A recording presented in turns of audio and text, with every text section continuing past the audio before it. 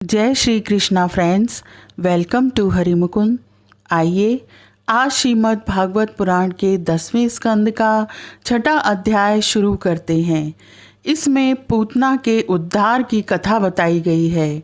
श्री सुखदेव जी कहते हैं, नंद बाबा जब मथुरा से चले तब रास्ते में विचार करने लगे कि वासुदेव जी का कथन झूठा नहीं हो सकता। इससे उनके मन में उत्पात होने की आशंका हो गई। तब उन्होंने मन ही मन भगवान ही शरण हैं, वे ही रक्षा करेंगे, ऐसा निश्चय किया।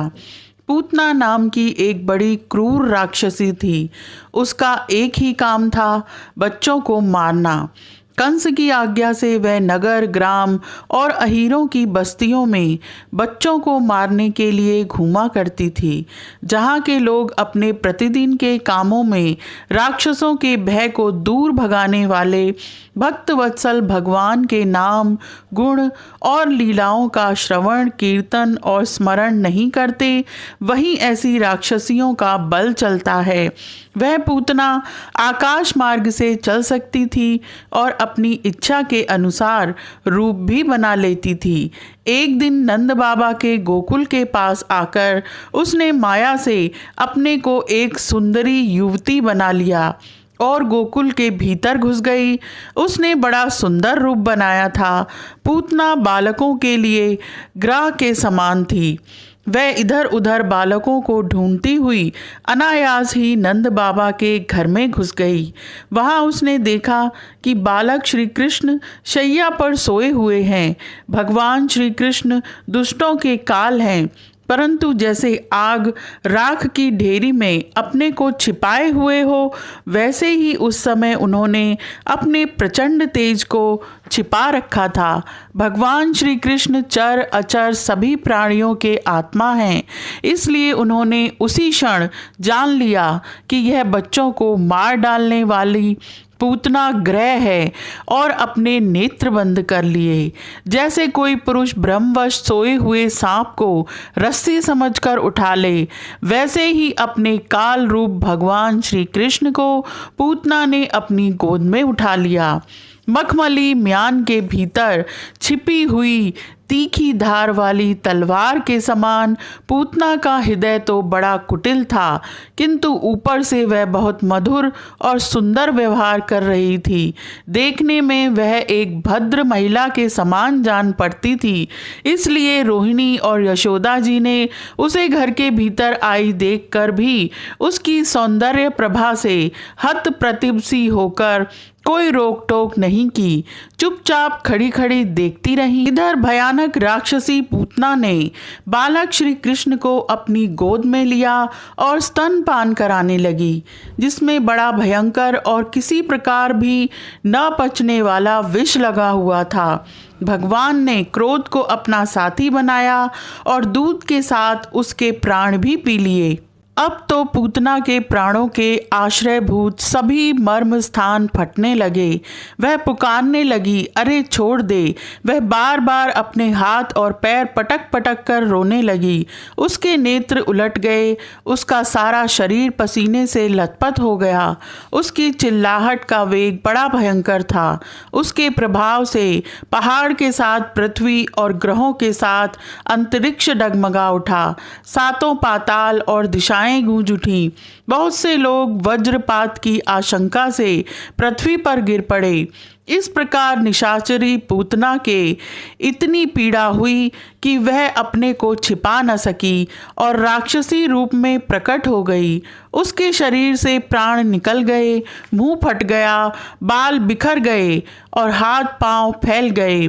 जैसे इंद्र के वज्र से घायल होकर वृत्रासुर गिर पड़ा था, वैसे ही वह बाहर गोष्ठ में आकर गिर पड़ी। पूतना के शरीर ने गिरते गिरते भी 6 कोस के भीतर के वृक्षों को कुचल डाला। यह बड़ी ही अद्भुत घटना हुई। पूतना का शरीर बड़ा भयानक था। पूतना के उस शरीर को देखकर सब के सब ग्वाल और गोपी डर गए। उसकी भयंकर चिल्लाहट सुनकर उनके हृदय, कान और सिर तो पहले ही फट से रहे थे। जब गोपियों ने देखा कि बालक श्री कृष्ण उसकी छाती पर निर्भय होकर खेल रहे हैं, तब वे बड़ी घबराहट और उतावली के साथ झटपट वहां पहुंच गईं तथा श्री कृष्ण को उठा लिया। इसके बाद यशोदा और रोहिणी के साथ गोपियों ने गाय की पूंछ घुमाने आदि उपायों से बालक श्री कृष्ण के अंगों की सब प्रकार से रक्षा की। उन्होंने पहले बालक श्री कृष्ण को गौमूत्र से स्नान कराया, फिर सब अंगों में गौ रज लगाई और फिर 12 अंगों में गोबर लगाकर भगवान के केशव आदि नामों से रक्षा की। इसके बाद गोपियों ने आचमन करके अज आदि 11 बीज मंत्रों से अपने शरीरों में अलग अलग अंग न्यास एवं कर न्यास किया और फिर बालक के अंगों में बीज न्यास किया। श्री सुखदेव जी कहते हैं, इस प्रकार गोपियों ने प्रेम पाश में बंधकर भगवान श्री कृष्ण की रक्षा की। इसी समय नंद बाबा और उनके साथी गोप मथुरा से गोकुल में पहुंचे। जब उन्होंने पूतना का भयंकर शरीर देखा तब वे आश्चर्यचकित हो गए। वे कहने लगे, यह तो बड़े आश्चर्य की बात है। अवश्य ही वसुदेव के रूप में किसी ऋषि ने जन्म ग्रहण किया है, अथवा संभव है वसुदेव जी पूर्व जन्म में कोई योगेश्वर रहे हों, क्योंकि उन्होंने जैसा कहा था वैसा ही उत्पात यहाँ देखने में आ रहा है। तब तक व्रजवासियों ने कुल्हाड़ी से पूतना के शरीर को टुकड़े टुकड़े कर डाला और गोकुल से दूर ले जाकर लकड़ियों पर रखकर जला दिया। जब उसका शरीर जलने लगा तब उसमें से ऐसा धुआं निकला जिसमें से अगर किसी सुगंध आ रही थी। क्यों न हो, भगवान ने उसका स्तनपान किया था, जिससे उसके सारे पाप तत्काल ही नष्ट हो गए थे। पूतना एक राक्षसी थी। लोगों के बच्चों को मार डालना और उनका खून पी जाना, यही उसका काम था। भगवान को भी उसने मार डालने की इच्छा से ही स्तनपान कराया था। फिर भी उसे वह परम गति मिली जो सत्पुरुषों को मिलती है। ऐसी स्थिति में जो पर ब्रह्म परमात्मा भगवान श्री कृष्ण को श्रद्धा और भक्ति से माता के समान अनुराग पूर्वक अपनी प्रिय से प्रिय वस्तु और उनको प्रिय लगने वाली वस्तु समर्पित करते हैं, उनके संबंध में तो कहना ही क्या। भगवान के चरण कमल सबके वंदनीय ब्रह्मा शंकर आदि देवताओं के द्वारा भी वंदित हैं। वे भक्तों के हृदय की पूंजी हैं। माना कि वह राक्षसी थी, परंतु उसे उत्तम से उत्तम गति प्राप्त हुई जो किसी माता को मिलनी चाहिए। देवकी नंदन भगवान कैवल्य आदि सब प्रकार की मुक्ति और सब कुछ देने वाले हैं।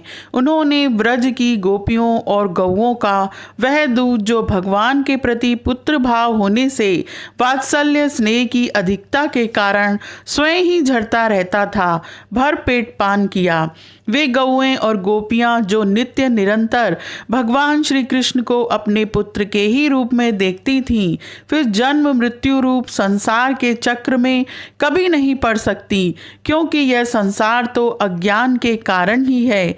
नंद बाबा के साथ आने वाले व्रजवासियों की नाक में जब चिता के धुएं की सुगंध पहुंची, तब यह क्या है, कहाँ से ऐसी सुगंध आ रही है। इस प्रकार कहते हुए वे व्रज में पहुँचे। वहाँ गोपों ने उन्हें पूतना के आने से लेकर मरने तक का सारा वृत्तांत कह सुनाया। वे लोग पूतना की मृत्यु और श्री कृष्ण के कुशल पूर्वक बच जाने की बात सुनकर बड़े ही आश्चर्यचकित हुए। उदार शिरोमणि नंद बाबा ने मृत्यु के मुख से बचे हुए अपने लाला को गोद में उठा लिया और बार बार उसका सिर सूंघकर मन ही मन बहुत आनंदित हुए। यह पूतना मोक्ष भगवान श्री कृष्ण की अद्भुत बाल लीला है। जो मनुष्य श्रद्धा पूर्वक इसका श्रवण करता है, उसे भगवान श्री कृष्ण के प्रति प्रेम प्राप्त होता है। यह अध्याय यहीं समाप्त होता है। आज के लिए इतना ही। Please like, share and subscribe my channel. Thank you.